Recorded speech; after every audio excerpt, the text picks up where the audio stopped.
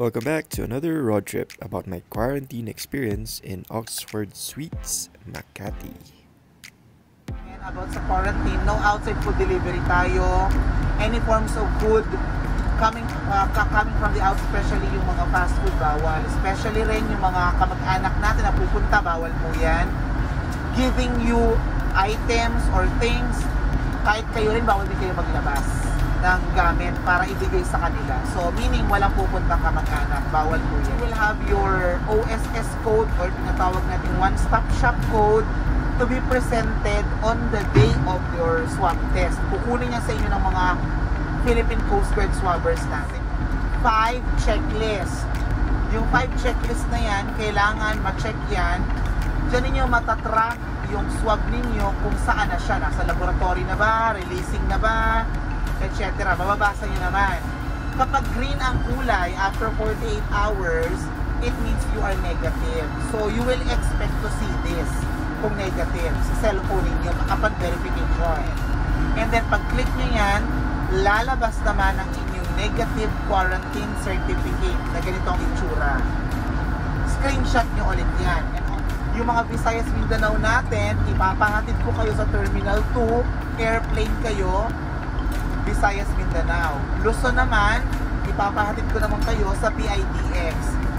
But if you choose not to avail the free transportation of OWWA, kasi malapit lang naman kayo, I will also allow it provided na private yung sasakyan and then ang magsusundo ka mag-anak.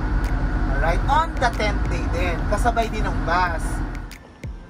Pagkatapos ng debriefing sa bus, ito na kami ngayon, papunta na sa lobby ng Oxford Suites dito sa Makati City.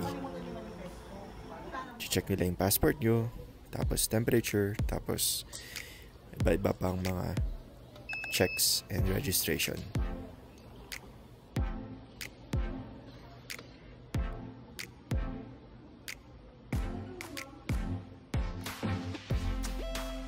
Samahan niyo ako sa day 1 ko sa 10th floor ng Oxford Suites, Makati City. Makita nyo na 2 bed pero isa lang yung pwedeng higaan. May provide na isang bedsheet, 2 towel at isang toilet roll. Ito yung view ng Makati pero wala kayong makikita kasi gabi. And advice lang, magdala po kayo ng panglinis kasi ganito po kalinis with sarcasm ang aking lamesa. Makikita nyo rin po na tinakpan ko ng bedsheet yung upuan ko kasi kung gaano kalinis yung lamesa, ganun din kalinis yung upuan. At syempre, hindi papahuli ang sahig. Yan, ganyan po yung sahig dahil sa nagli-leak na aircon sa loob ng kwarto.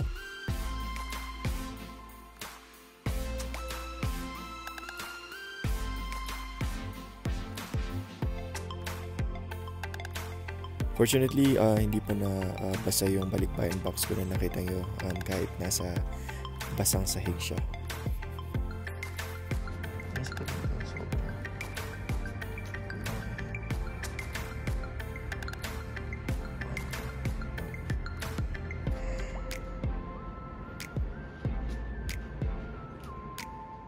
Sinubukan naman nila ayusin yung aircon pero sabi ko papalipat na lang ako ng kwarto kasi kita nyo naman kung gaano kabasa yung sahig, diba?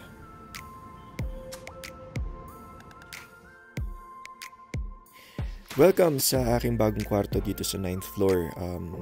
Advice rin, magdala kayo ng mga toiletries nyo. Tapos mga sabon na panlaba kasi hindi yun provided ng hotel. Yun sa case ko. Yan yung balikbayan box ko.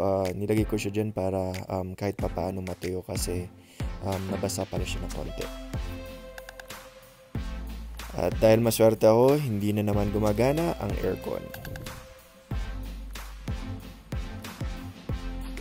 Sabi nga nila, diba, it comes in threes. So, pangatlong palit ko na ng kwarto at nilipat ako sa 7th floor. So, hopefully, dito na talaga yung huli.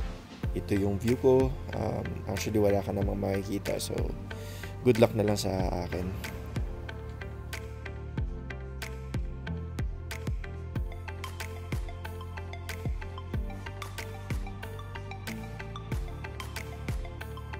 Ganito nila din deliver yung pagkain nyo, kakatok sila sa pintuan nyo at andyan na yung pagkain. Pero may mga time na late nila din i-deliver yung food, kaya kailangan ko pa silang i-remind na dalhin yung pagkain.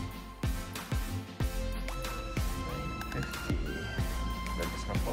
Ito pa yung kwarto ko sa Swab ngayon. Swab day. And ID ballpen.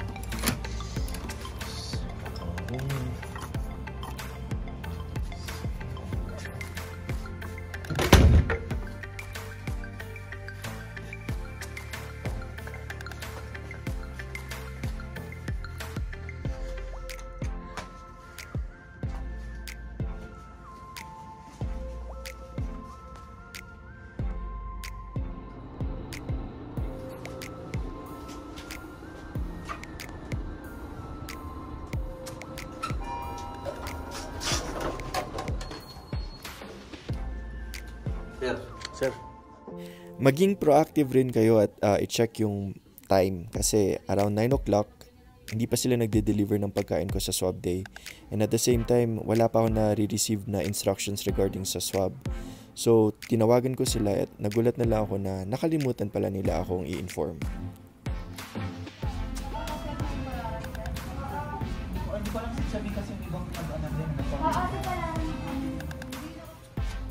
Kung gaano ka-stressful yung quarantine days ko, ganun din ka-stressful yung pag-aantay ng resulta. Sa first check ko, pending pa rin yung result.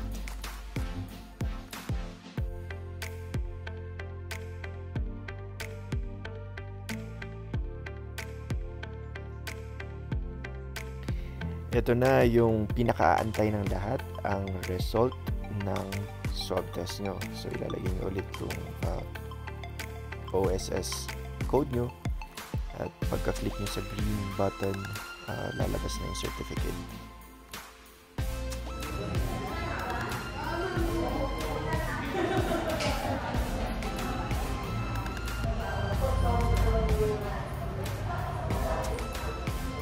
Yung pagkain natin, ihahatid yan sa tapat mismo ng pintuan ng kwarto ninyo. Breakfast, lunch, and dinner. Water, unlimited naman tayo sa water for the next 9 days. Bangus! Of all.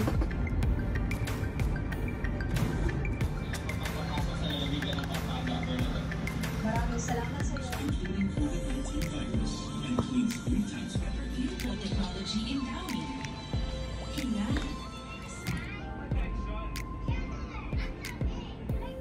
Napapakiusapan din yung staff, nabilhan nila ako ng pagkain sa 7-Eleven pero hanggang dun lang daw, hindi sila tumatanggap pa rin ng food deliveries at pagkain from your relatives.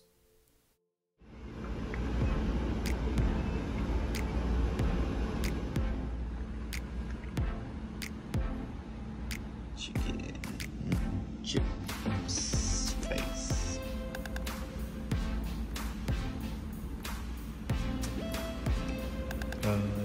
Almost 2 o'clock.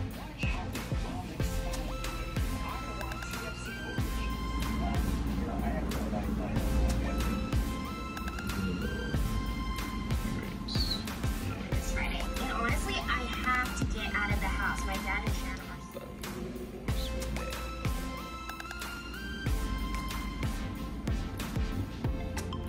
Thank you so much. If it were any other weekend, I'd love to come. I'm always looking.